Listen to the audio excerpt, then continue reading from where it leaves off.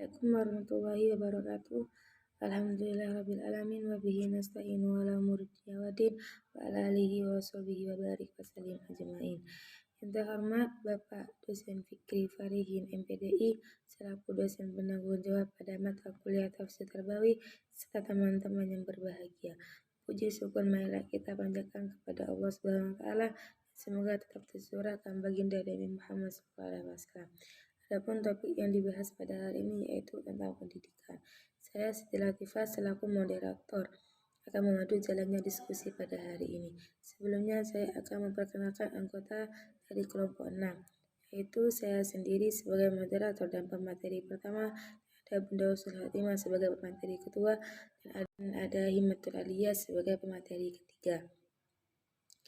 Yaitu rangkaian acara yang akan kita lewati pada diskusi kali ini: pembukaan, penyajian materi, sesi tanya jawab, masukan dari Bapak dosen, dan penutup. Itu sesi pertama yaitu pembukaan. Marilah kita buka diskusi hari ini dengan pembacaan doa umur kitab terlebih dahulu agar mendapatkan keberkahan dari apa yang kita pelajarkan hari ini. Ala hadiniya wa kulli niyatin sholihah. Al-Fatihah. Baiklah teman-teman, telah kita mendengarkan.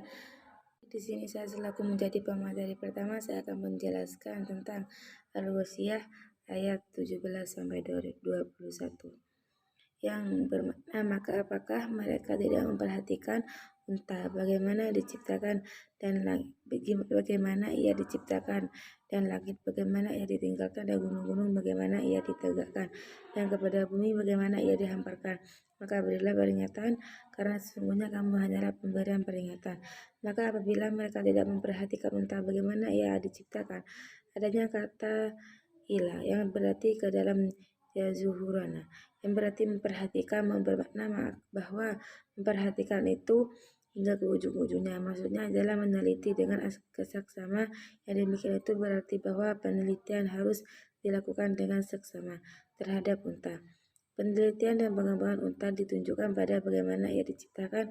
Sudah dikenal bahwa unta adalah hewan yang sangat khas farmonya. Untuk kendaraan padang pasir, matanya terletak tinggi dan agak ke belakang kepalanya, yang dilengkapi bulu mata yang tebal. Begitu pula kedua lubang hidung yang telinganya, yang gunanya untuk melindungi dari badai pandang pasir. Kaki dan lehernya panjang sehingga mampu berlari cepat. Tepat kakinya daging tebal sehingga kakinya terdapat bentalan-bentalan yang berguna baginya untuk duduk di atas pasir. Demikianlah vitalnya unta bagi masyarakat Arab. Dengan demikian Allah untuk diteliti dan dikembangkan adalah hewan yang paling akrab dan vital dalam kehidupan kaum muslimin. Bagi kaum muslimin Arab, hewan itu unta. Bagi kaum muslimin Indonesia, hewan itu misalnya lembu, kerbau, dan sebagainya. Dan objek vital lain bagi masyarakat Arab ialah langit. Langit di padang pasir hampir selalu cerah tanpa hambatan awan. Masyarakat Arab waktu ayat itu turun merupakan masyarakat yang nomaden dalam kehidupan nomaden di padang pasir luas seperti tidak bertepi. Langit bagi mereka merupakan lambang kebebasan. Bagi kaum muslim Indonesia misalnya, langit juga berfungsi mendekati manusia kepada Tuhan. Misalnya Tuhan sebagai pemberi rezeki diberi Tuhan dalam bentuk hujan. Dan apakah dengan menurunkan uang dari langit atau mengangkatnya dari bumi? Terlalu tidak. Maksud rezeki diberikan Allah yang dari bumi bagi kita semua, yaitu mengeksplorasikan dan mengeksploitasikan secara potensi yang ada di bumi.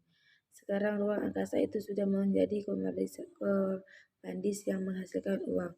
Ruangan udara di atas suatu harga tidak bisa dilewati begitu saja tanpa izin negara pemiliknya. Dulu mufasir langit dengan planet 7. Langit telah 7 planet 7 saja. Tafsir itu salah sekali karena sekarang diketahui bahwa alam semesta itu berdiri dari 100 miliar galaksi dalam satu galaksi terhadap 10 tata surya matahari dengan planet-planetnya. Nilai-nilai pendidikan yaitu berasal dari siswa harus diperkenalkan terlebih dahulu kepada lingkungan yang paling dekat dan penting bagi kehidupan mereka, kemudian lebih jauh dan begitu seterusnya. Pengetahuan dan penguasaan alam seharusnya diarahkan pula untuk pendidikan keimanan. Tugas guru dan membimbing bukan memaksakan kehendak. Implementasi nilai-nilai pendidikan yaitu agar siswa mengenai dan menguasai lingkungan siswa, diajak untuk menyajikan pengalaman, mengeksplorasikan dan mengeksplorasikan sendiri. Metodenya pemberian tugas dan kerja kelompok, eksperimen, diskusi, dan sebagainya. Cukup sekian penjelasan dari saya, akan dilanjutkan oleh Bunda Husnulotimah pemateri kedua. Assalamualaikum warahmatullahi wabarakatuh. Baik, saya di sini akan melanjutkan presentasi dari Bunda Siti Latifah. Saya di sini akan menjelaskan dari surat Adz-Dzariyat ayat 20 sampai 23. Ayat ini adalah tanda bahwa Allah itu ada dan Maha Kuasa. Bumi penuh dengan tanda-tanda kekuasaan Allah. Manusia adalah makhluk yang paling sempurna rupa, kerangka, fisik, dan mentalnya. Kesempurnaan rupa dan kerangka fisik manusia, misalnya bentuk tubuh yang sangat sempurna, keistimewaan yang hanya dimiliki manusia adalah bahwa hanya manusia yang berdiri tegak dengan kepala di atas dan tangan lepas. Mental manusia terdiri atas jiwa dan roh yang berasal dari Tuhan. Makhluk lain hanya memiliki nyawa. Dengan roh, manusia dapat beragama, yaitu menerima ajaran-ajaran agama. Kemudian langit, bagaimana sudah dijelaskan, merupakan alam semesta. Ayat ini menjelaskan bahwa di alam semesta itu ada tersedia rezeki dari Allah. Dalam kitab tafsir dibaca bahwa yang dimaksud di depan di langit terdapat apa yang dijanjikan kepada kalian adalah kebaikan itu dan atau keburukan. Hal itu berarti bahwa ruang angkasa beserta segala isinya menjanjikan masa depan yang baik atau buruk bagi umat manusia. Nilai-nilai pendidikan, materi pendidikan yang perlu diajarkan kepada peserta didik, yang berarti perlu dikuasai mereka, ialah segala sesuatu tentang bumi, manusia, dan alam semesta. Pelajaran mengenai semuanya itu harus berdampak iman semakin tinggi. Implementasi nilai-nilai pendidikan. Yang pertama adalah agar mengenal dan menguasai lingkungannya yang lebih luas. Siswa diajak untuk meninjau, meneliti, dan mengakses polarisasinya. Kemudian yang kedua, metodenya memberinya tugas kerja kelompok, eksperimentasi, diskusi, metode proyek, dan sebagainya. Sekian dari saya. Wassalamualaikum warahmatullahi wabarakatuh. Baik, di sini saya akan melanjutkan presentasi dari pemateri 2, yaitu tafsir Ali Imran ayat 169 sampai 171, yang artinya janganlah kamu mengira bahwa orang-orang yang gugur di jalan Allah itu mati.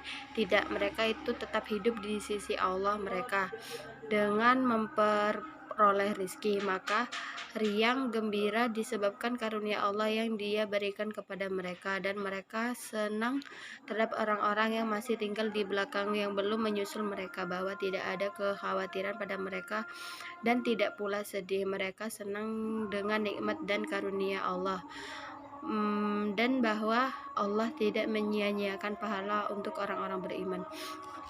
Maksud dari ayat ini adalah orang-orang yang gugur dalam medan perang, mereka itu dianggap tidak mati, tapi mereka dianggap masih ada di sisi Allah dengan nikmat yang diberikan oleh Allah.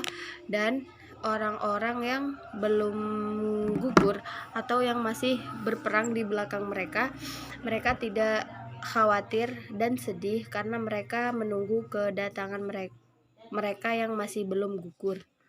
Begitu. Untuk selanjutnya saya kembalikan lagi ke moderator. Terima kasih.